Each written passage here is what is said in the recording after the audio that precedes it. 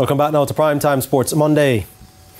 Kicking off with football, after coming out on the wrong side last season, Cavalier are now celebrating after getting the better of Mount Pleasant 4-3 on penalties in the final of the Ray and Nephew Jamaica Premier League at the National Stadium. The victory means Cavalier have avenged their defeat to the same opponents in last season's final. This was the chance to be crowned king in the land of the reggae boys, but only one team was fit to sit atop the throne.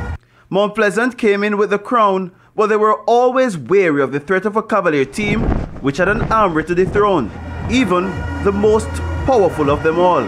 The threat was evident from the start, as Mount Pleasant were a shooting target.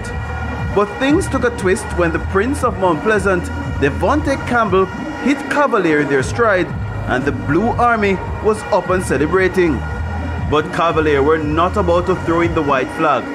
So up came the king, Richard King that is, and within 90 seconds, everything was back to normal.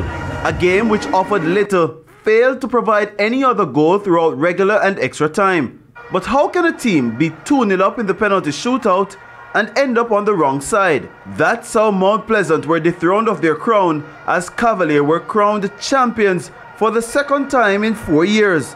The white flag was now flowing, not for peace, but victory, while the blue one was tucked away for next season. I'd prefer the people still think that I'm not any good, because let them do it at their own peril. But you know, I know we coming into this game, 95% of the pundits say we were gonna lose, so it's a good position to start. You didn't have anything to lose. It's a good position to start, and all we had to do was build. So right throughout the game, we didn't go for the knockout. We just take small victories until the opportunity presents itself for us to win. Nicholas Hamilton was the man with the final penalty, and only 3 seasons ago, he was pivotal in another title success, that time with Harbourview. The one in Harbourview was a good feeling because that was the first one, but this one is special. You know, this is the club that bring me through the youth stages all the way, give me the opportunity to play. So I've been here from 14 years old, so to win it to Cavaliers for my first time, wonderful feeling. After being left in tears last season, Captain Gadiel Irving finally got his hands on the coveted title. Knowing that they beat us last year, the boys in the camp decide say, we're not going to make them beat you again. This year we're not going to let them beat you again. You see, as they score, we score back.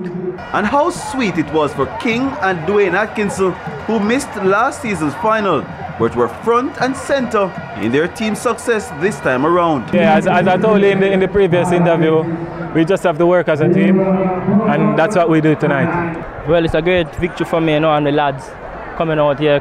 It's a tough one today, but we're grateful for it. Yeah, although we didn't want to go to penalty, but it ended out as it ended out, and we get the victory. So yeah, I'm grateful for it. And the hero on the day was goalkeeper Vino Bartlett. The St. Lucian had 2 saves in the shootout. I have a thing in penalties that I never go in a shootout and don't save a penalty. And I've been working on it throughout the entire month in every training session.